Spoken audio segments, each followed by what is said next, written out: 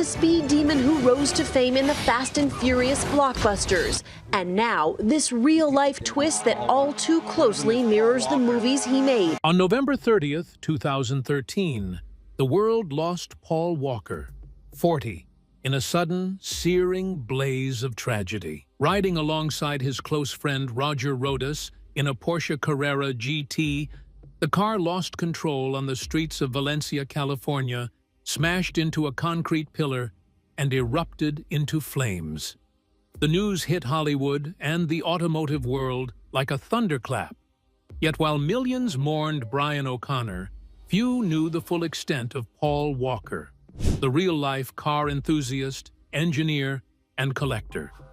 However, when Paul Walker's garage was opened after 12 years, what was found inside left everyone speechless. We have confirmed 2 DOA. This morning, new details in the joyride that ended in a fiery crash taking actor Paul Walker's life. The driver, Walker's friend, Roger Rodas, was a pro racer with championship titles to his name. Walker's private garage, tucked away in a nondescript industrial complex in Valencia, California, was a garage that very few had ever seen, and fewer still knew belonged to Paul Walker. At first glance, the building was unremarkable. Gray walls, no signage, no gleaming logos to hint at the treasures inside. To the casual observer, it could have been any warehouse along that quiet stretch of road. But behind its rolling doors, Paul Walker's passion for cars was quietly, obsessively alive. This was no showroom for Hollywood cameras, no stage for social media likes. It was a private workshop. By the time the world learned of it after Walker's tragic death on November 30th, 2013, alongside his friend and business partner Roger Rodas, the garage had already been a decade-long labor of love. Inside, the collection was staggering. Over 30 vehicles filled the expansive space, packed row by row under tarps, dust covers, and the faint haze of engine oil and rubber.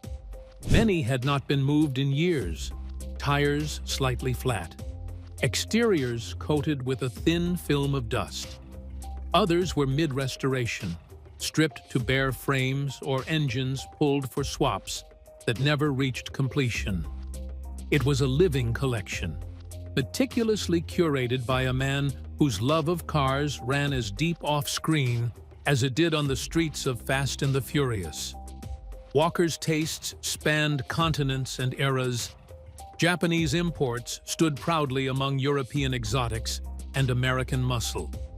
The Nissan R34 Skyline GTR Spec 5, a model immortalized in the films, sat alongside a fully modified Toyota Supra, identical in stance and era to his most iconic on-screen car, but never photographed or filmed.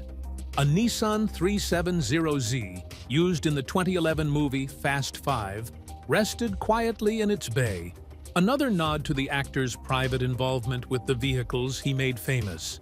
These were machines Walker understood down to the last bolt, the compression ratios, the exact moment a turbo began to spool under load. His BMW collection was unparalleled. 7 BMW E36 M3. Lightweights, rare production cars of which only 130 were made, were lined up with the precision of a track crew.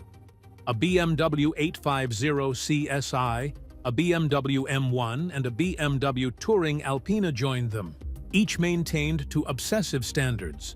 American muscle was equally well represented. A Ford Mustang GT500 shared space with an SVT Cobra R Celine variants, and classic Chevrolets like a Camaro, Corvette, C1, and Impala SS. Luxury European cars were tucked in as well. A Ferrari Testarossa gleamed quietly under a tarp. A collection of Porsches, 911, 930 Turbo, and 996 models lined one bay. The crown jewel for many visitors was a mint-condition Rolls-Royce Ghost, its matte blue wrap alone costing £8,400, the car's base price exceeding £237,000. Off-road vehicles, including a Jeep Wrangler and Mercury Monterey, and a single Audi B5 S4, rounded out the collection. Early footage from 2012, captured by the Smoking Tire, shows glimpses of this warehouse, but at the time, no one knew it belonged to Walker. After his death, the full scope of the collection astonished even his closest friends. Cars that had seemed like screen props on Fast and the Furious were revealed to be private, personal treasures. Yet, the garage was more than the sum of its cars. Personal touch, Walker's hands-on passion. Paul Walker's love for cars was an all-consuming obsession. While millions saw him behind the wheel in the Fast and the Furious, few grasped just how intimate his relationship with cars truly was. His private garage in Valencia, California, was the epicenter of that obsession. Over 30 vehicles housed in an industrial warehouse with no signage, no showroom glitz, just a personal sanctuary where Walker could immerse himself in the machines he loved. Every car told a story. In glove boxes, center consoles, and hidden compartments, Walker stashed dozens of handwritten notes. Some were highly technical, full of precise suspension settings, alignment angles, and shift points. Others were more intimate, personal reflections on how each car felt on the road. A sticky note in a Nissan Skyline R34 GTR, written in blue ink, was addressed to his daughter, Meadow Walker. This was a quiet, hopeful message about one day teaching her to drive the car he cherished most. Many of the vehicles in Walker's collection were living projects, evidence of a man who didn't just collect cars, but interacted with them as an engineer and an artist. A Datsun 240Z, for instance, sat on jack stands, stripped down to its shell with the engine bay cleared for a long-planned swap. Every part removed was labeled in Walker's precise handwriting, the dashboard, seats, and carpet neatly set aside on blankets. A small notebook left on the driver's seat compared two engines in meticulous columns, pros and cons carefully weighed. Friends later said Walker intended the 240Z to be his next daily driver, a car he would shape with his own hands from the ground up. It was not a display car. It was a companion, a daily project, a machine to be understood and perfected. American muscle cars in the garage reflected the same obsessive, hands-on approach. A 1960s Ford Mustang had a masking-taped to-do list across the dashboard, with tasks partially completed and others left waiting, as if Walker had planned to return that weekend to finish them. Beneath the steering column, a wiring harness hung half-soldered, copper glinting under the fluorescent lights. Tools were not tossed haphazardly. Wrenches were arranged by size, screwdrivers by head type, all aligned with the precision of a surgeon preparing for an operation. In BMWs, he left handwritten notes detailing ride characteristics and handling nuances. In one M3 lightweight, he wrote, "This might be the cleanest one left. Don't ever let it go." Across the collection, he recorded shift points for specific circuits, corner entry speeds, tire feedback, and suspension tweaks, as though each drive were a scientific experiment. In Skylines, Supras, and even an M3, small scraps of paper chronicled his impressions during nighttime drives, the way a turbo spooled or how a chassis responded to subtle steering inputs. Some entries were contemplative, almost poetic, describing the sensation of speed, the heaviness of the car on the asphalt, the joy of feeling the engine alive under the hood. These were private reflections, intended for no audience, the kind of musings one writes in the quiet hours, alone in a dark garage, the engine ticking down as the night settles. What made the garage particularly haunting after Walker's death in November 2013 was the unfinished nature of so many projects. Engines were pulled, interiors gutted, wiring harnesses half-soldered. A muscle car with masking tape still attached held lists of tasks that would never be completed. Yet every unfinished build, every open notebook, every note tucked into a console reflected a life lived with meticulous attention, obsessive curiosity, and profound personal connection. The private notes, the half-finished engine swaps, and the carefully labeled interiors collectively chronicled late nights spent under lifts, blackened fingernails, the smell of grease, and the satisfaction of mastering compression ratios or perfecting brake setups. They revealed a man who approached engineering with the rigor of a scientist and the delight of a child discovering a new world. Each car was a conversation, each note a letter, each unfinished build a story cut short but never forgotten. But wait, there's more. Business entanglement, always evolving. Behind the rows of pristine BMWs, Nissan Skylines, Supras, and Ferraris, there existed a complex legal and corporate structure, always evolving. The high-performance motorsports shop Walker co-founded with his longtime friend and business partner, Roger Rodas. The garage was not just a private museum. It was a corporate vault, a network of meticulously maintained high-value assets, and a structure designed to manage them securely, but one that would prove extraordinarily complicated after tragedy struck. Always Evolving was established to provide tuning, restoration, and performance services for exotic and Japanese domestic market vehicles. It also functioned as a holding company for some of the rarest cars in Walker's collection. Many of the vehicles, from the Nissan R34 Skyline GTR Spec 5 to the Toyota Supra and several of the 7 BMW E36 M3 lightweight models, were registered under the company rather than Walker personally. For decades, this arrangement worked seamlessly. The corporate shield ensured that ownership was clear, insurance and import compliance were handled systematically, and assets were kept secure. But when Walker and Rodas died together in the high-speed crash in Valencia, California, on November 30, 2013, the system collapsed almost instantly. Almost immediately, ownership disputes erupted. Some vehicles that Meadow Walker assumed were part of her father's personal estate were technically property of Always Evolving. Others were co-owned with Rodas, who had perished alongside Paul in Rodas's Porsche Carrera GT. Things were further complicated by the fact that several vehicles were imported through legal gray areas to comply with US JDM regulations. Certain Nissan Skylines, for example, were brought in by specialized compliance shops, imported at a time when federal law allowed narrow windows for non-US specification vehicles. At Walker's death, some were fully compliant, some were mid-compliance, and some had never been officially registered. Each car carried its own legal status, its own paperwork trail, or lack thereof, and each would become a point of contention. The stakes were high. Within days of the crash, £1.4 million worth of vehicles co-owned by Walker and Rodas were removed from the garage and placed up for sale.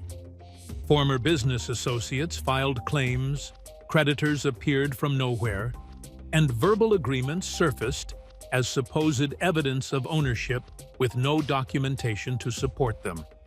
The sanctuary Walker had created suddenly became a battlefield of legal filings, contested titles, and bitter disputes. The complexity of the case eventually ballooned into an $18 million legal conflict. Attorneys combed through corporate documents, titles, import forms, and handwritten notes, trying to determine the chain of authority for each car. Some were registered in the name of Always Evolving. Others had split ownership between the company and Walker personally. At least one BMW M3 lightweight had paperwork so thin that insiders admitted it likely would not have survived a detailed audit. Other vehicles were mid-restoration, mid-compliance, or partially modified to meet U.S. import standards, but never completed. Despite the disputes, Meadow Walker and her family gradually regained control over a number of the vehicles. A 2016 settlement returned several prized machines to the estate, ensuring that portions of the collection remained under family care rather than dispersed entirely to the highest bidder. However, some vehicles were sold at auction, while others remained in legal limbo, their status tied to incomplete paperwork or contested ownership. Each transaction, each court filing, was a reminder that what had once been a sanctuary of craftsmanship and private exploration had become a high-stakes financial and legal chessboard. Yet the story of Always Evolving is more than disputes and lawsuits. The corporate framework allowed him to manage a staggering variety of vehicles while keeping the collection accessible for hands-on work. Each car was cataloged, each engine bay documented, each restoration or modification carefully planned and executed. The corporate structure, though invisible to the public, was a key enabler of Walker's hands-on approach, providing insurance coverage, import channels, and asset protection while allowing him to focus on the work he loved. Cars for a cause. By the time Paul Walker passed away in November 2013, the world knew him as Brian O'Connor, the blonde-haired, blue-eyed street racer of the Fast and the Furious franchise. But what few realized was that his real-life obsession with cars wasn't just a hobby, it was a mission, a private obsession that intersected with his philanthropic heart. It was a personal workshop, a living museum, and as Walker intended, a vehicle for doing good in the world. Central to this intersection of passion and purpose was Reach Out Worldwide, or ROW, the nonprofit Walker founded in 2010 to deliver disaster relief to communities struck by natural catastrophes. The garage, silent and meticulously organized, reflected this vision. Hidden among the rows of gleaming metal were sticky notes, hand-labeled compartments, and glove box messages detailing plans for charity fundraisers, auctions, and logistical operations. A modified Toyota Supra sat with a note indicating it was reserved for a future event, while a Boss 302 Mustang carried detailed plans for an auction. Estimated values, venue options, timelines, and projected beneficiaries, all written in Walker's meticulous handwriting. These weren't abstract ideas or media stunts. They were active projects Walker intended to execute personally. He imagined the Supra or Mustang not just as cars to admire, but as tools to raise money for disaster relief, funding medical supplies, rebuilding efforts, and emergency aid. Walker's involvement went far beyond funding. He personally organized relief missions long before social media could magnify heroics or turn them into headlines. In 2010, when a devastating earthquake struck Haiti, Paul Walker was there on the ground, not in a suit, not in a helicopter hovering over the chaos, but behind the wheel, driving trucks stacked with food, clean water, and medical supplies into regions that larger organizations couldn't or wouldn't reach. He slept on floors, ate last, and handed meals to others so those in desperate need could eat first, immersing himself fully in the work rather than delegating from afar. 3 years later, in 2013, a Category 5 typhoon tore through the Philippines, and Walker arrived at the staging areas with his hand-picked team of volunteers, drenched in mud and sweat, hauling debris and supplies alongside locals who didn't know they were working next to a Hollywood star. Gloves weren't his style. He wanted to feel the weight of the rubble, to understand firsthand the struggle, to shoulder it himself. For Walker, it was never about recognition, cameras, or social media applause. It was about action. This ethos extended directly into the garage he left behind. Vehicles marked for charity auctions or planned fundraisers were intended to transform horsepower into humanitarian aid, turning the roar of engines into relief for the displaced and suffering. The modified Toyota Supra, the Boss 302 Mustang with meticulously written auction plans, and even the half-finished muscle cars were all part of a mission. They were projects that combined personal passion with purpose. Walker's philanthropic imprint was quiet but profound. Survivors, volunteers, and community members from both Haiti and the Philippines recall his presence not as a celebrity spectacle, but as a tireless, hands-on partner. A man who worked alongside them with no ego, no fanfare, and no expectation of reward. The vehicles in his garage were an extension of that ethic. The garage, with its rows of rare and exotic cars, its personal annotations, and its unfinished builds, reminds everyone who steps inside that Paul Walker's life was about more than fame or fortune. It was about commitment. Commitment to craft, to precision, and to people in desperate need. It was a life where thrills and empathy existed side by side, where engines and humanity coexisted, and where even the smallest acts, such as driving a truck through rubble, tightening a suspension bolt, jotting a note for a charity auction, could reverberate far beyond the individual, changing lives quietly but profoundly. Yet tragedy struck before Walker could execute these plans. The crash in Valencia that claimed his life alongside Roger Rodas left the garage and his intentions frozen in time. When his estate and attorneys eventually accessed the facility, they discovered a treasure trove of vehicles poised to serve both personal and charitable purposes. More than 30 cars, some mid-restoration or partially disassembled, waited silently, alongside handwritten instructions and to-do lists that conveyed Walker's vision. A Datsun 240Z sat stripped down for an engine swap, with engine options compared in neat columns on an open notebook. A muscle car bore masking tape instructions on the dashboard, partially completed.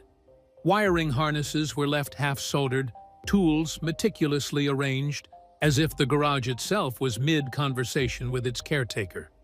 These unfinished projects showed how his life had been abruptly interrupted. Even the legal aftermath of Walker's death couldn't diminish the charitable intent embedded in the collection. Many vehicles had been registered under Always Evolving, Walker's Motorsports and Performance Shop, co-founded with Rodas, which complicated ownership. Lawsuits, contested titles, and a high-profile $18 million dispute over the estate threatened to convert what had been a private, personal mission into cold legalese. Yet, despite these battles, a portion of Walker's vision came to fruition. In 2020, Barrett Jackson auctioned 21 vehicles from the estate in Scottsdale, Arizona, raising over $2.3 million. Some key vehicles, however, were quietly retained by the family or negotiated privately, preserving Walker's personal intentions and maintaining his connection to Roe's ongoing mission. Legal and estate proceedings aside, the garage remained a mirror of his life. Technically meticulous, obsessively curated, generous, and private. More than the numbers, it was the human story embedded in the cars that resonated. Blue ink notes tucked into glove boxes, consoles, and hidden compartments. Some addressed to his daughter, Meadow, revealed Walker's desire to leave a lasting legacy. The broader impact of Walker's integration of cars and charity continues to reverberate. Reach Out Worldwide thrives today, carrying forward the hands-on, action-oriented ethos he modeled. The auctioned vehicles funded projects Walker had intended to support personally, and the remaining cars, some restored, some still mid-build, offer fans and automotive enthusiasts a glimpse of the man behind the fame. A meticulous craftsman, an engineer, a humanitarian. Well, that's it for now. Thanks for watching. Did you like this video? If you did, please consider liking, dropping a comment, and hitting the subscribe button so that you don't miss out on our new uploads. Also, don't miss this video you see on your screen right now. It's truly unbelievable.